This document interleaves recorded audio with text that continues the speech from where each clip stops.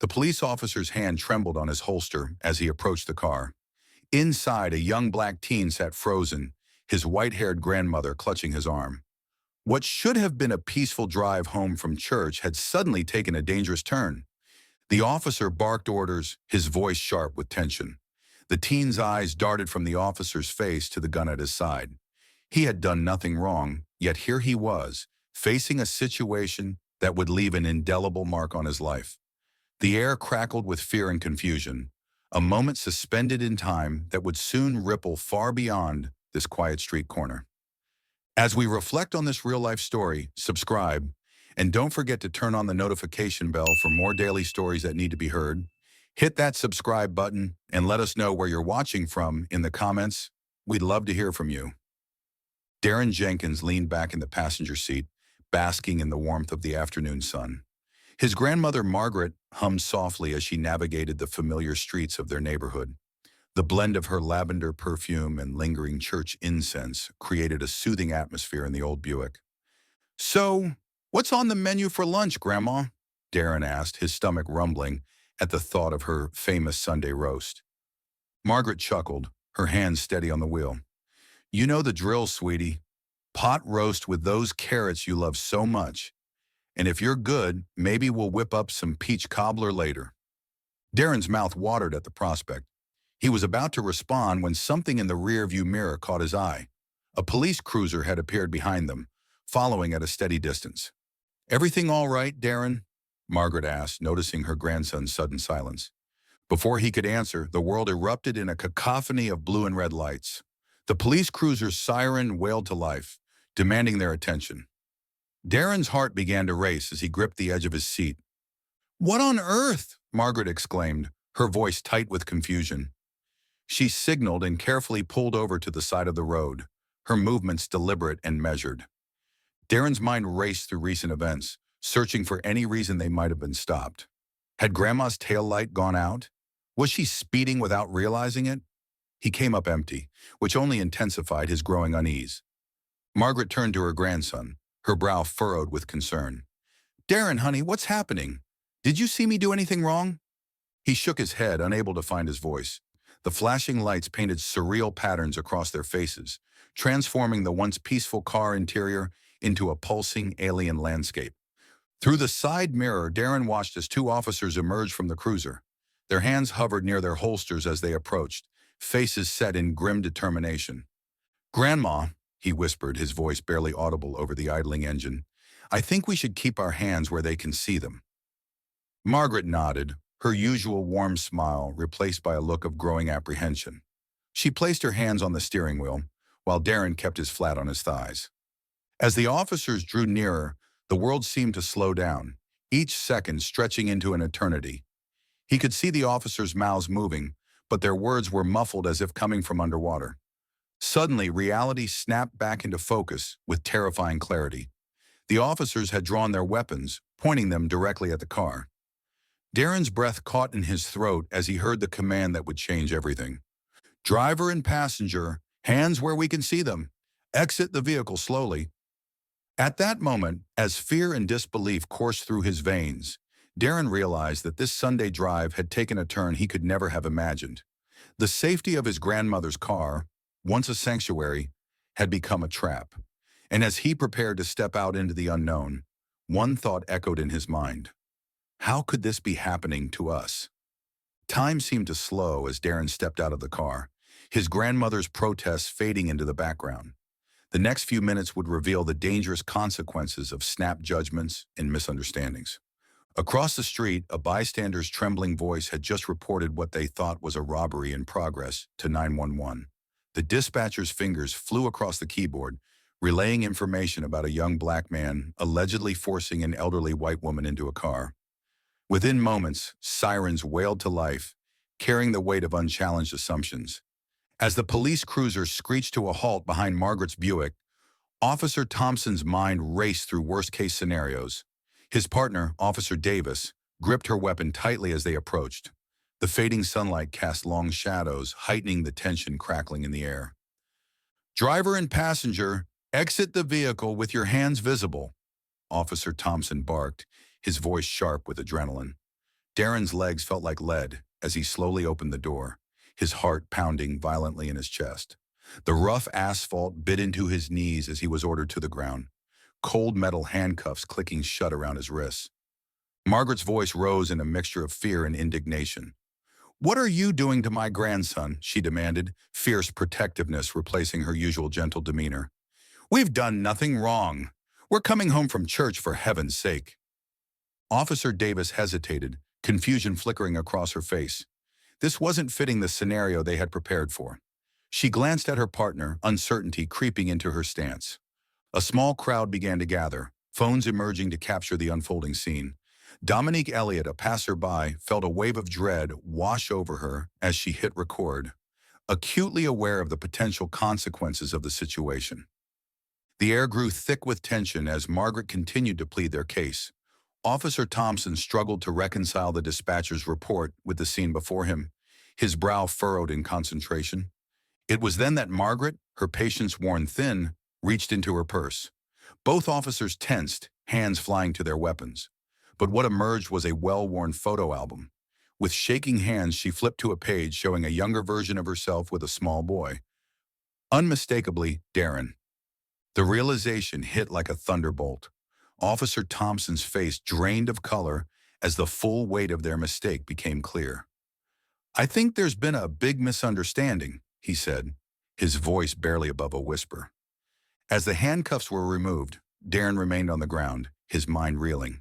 The incident had lasted only minutes, but its impact would stretch far beyond this moment.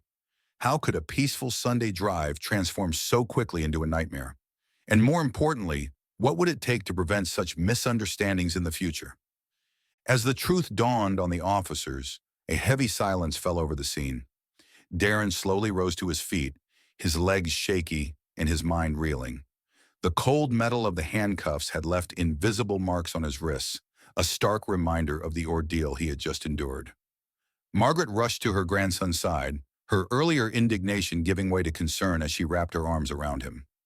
Officer Thompson cleared his throat, his face a mixture of embarrassment and regret.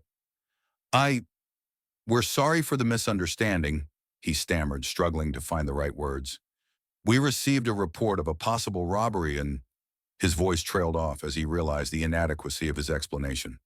Darren barely registered the officer's words.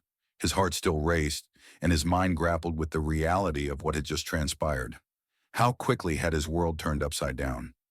One moment, he was looking forward to his grandmother's pot roast, and the next he was face down on the pavement, treated like a criminal. Margaret's voice cut through Darren's fog of confusion. "Sorry? You're sorry?" Her tone was sharp, her eyes flashing with renewed anger. "My grandson could have been killed because of your misunderstanding. We demand to speak to your superior officer immediately." As if on cue, more police vehicles arrived at the scene. A police captain approached, his face grave as he assessed the situation. He spoke in hushed tones with officers Thompson and Davis, occasionally glancing at Darren and Margaret. The tension in the air was palpable as everyone waited to see what would happen next. News of the incident spread rapidly through social media, and local news vans began to arrive. Darren watched in a daze as his grandmother fielded questions, her voice strong and unwavering as she recounted their harrowing experience. As the gravity of the situation sank in, Darren felt a surge of emotions. Anger at the injustice, fear of what could have happened, and a deep sense of violation warred within him. He had always been taught to respect authority, but how could he reconcile that with what he had just experienced? In the days that followed, the incident became a rallying cry for the community. Protests formed outside the police station, demanding accountability and change. Darren found himself thrust into the spotlight, his face appearing on news broadcasts and social media feeds. The support was overwhelming, but it did little to ease the emotional toll of that fateful Sunday. Darren's family wasted no time in seeking justice. They hired a prominent civil rights attorney, determined to hold the police department accountable. As they prepared their case, disturbing patterns began to emerge. This wasn't an isolated incident, but part of a larger systemic issue that had long plagued their community. As the legal proceedings began to unfold, Darren couldn't help but wonder about the long-term consequences of that day. How would this experience shape his future? And more importantly, what changes would it bring about in a system that had failed him so profoundly? Darren Jenkins grappled with a new reality in the aftermath of that fateful Sunday. Nightmares plagued his sleep, replaying the moment when officers pointed their guns at him. During the day, he flinched at sirens and constantly looked over his shoulder. Margaret, his grandmother, noticed the change. Their once easy laughter over Sunday dinners gave way to a heavy silence, but their bond grew stronger through shared trauma and determination for justice. The Jenkins family channeled their pain into action. They attended city council meetings, speaking passionately about police reform. Darren's father organized workshops on citizens' rights and police accountability. Their living room became a hub of activity, filled with volunteers planning awareness campaigns. For Darren, daily life took on a surreal quality. At school, he found himself thrust into the role of reluctant spokesperson. He struggled to balance his desire for normalcy with the weight of his newfound platform. The community's response offered hope. A group of artists painted a mural depicting Darren and his grandmother, surrounded by symbols of justice and unity. As weeks turned into months, the family faced challenges in their quest for accountability. Their attorney warned of the complexities in proving racial bias and overcoming qualified immunity. Each setback tested their resolve, but Margaret's unwavering determination inspired them to press on. Under scrutiny, the police department promised to review its training procedures. City officials debated establishing a civilian oversight board. Yet progress was slow, and the family often felt they were fighting against an entrenched system. For Darren, the incident became a crucible, forging a new understanding of race and justice in America. He immersed himself in civil rights history, drawing parallels between past struggles and his own experience. As he grappled with anger and disillusionment, Darren discovered a wellspring of strength he never knew he possessed. In quiet moments, Darren reflected on the broader implications of his ordeal. He recognized that his story was one thread in a larger tapestry of systemic inequality. The incident had opened his eyes to the complexities of race relations and the long road ahead in the fight for true justice. As he looked toward the future, Darren felt a growing sense of purpose, knowing that his voice could be a powerful tool for change. Darren's experience illuminated the harsh reality of racial profiling and systemic bias in law enforcement. What began as a misunderstanding quickly escalated into a dangerous confrontation, underscoring the urgent need for comprehensive police reform. The incident raised pressing questions about bridging the gap between law enforcement and communities of color and preventing snap judgments from leading to tragic outcomes. Recent studies have shown promising results in communities with active police oversight boards, suggesting that change is possible when citizens engage and demand accountability. However, the path forward remains complex and challenging. As we reflect on Darren's ordeal, we are reminded that we have a role to play in the ongoing struggle for equity and justice. It challenges us to examine our own biases, challenge our assumptions, and actively work towards a future where such misunderstandings are relics of the past. The road ahead is long, but we can build a more just and equitable society for all with persistence and unity. This story serves as a powerful call to action. It urges us to envision and strive for a world where no one fears for their safety based on the color of their skin. The journey may be arduous, but it is one we must undertake together, step by determined step, to create lasting change.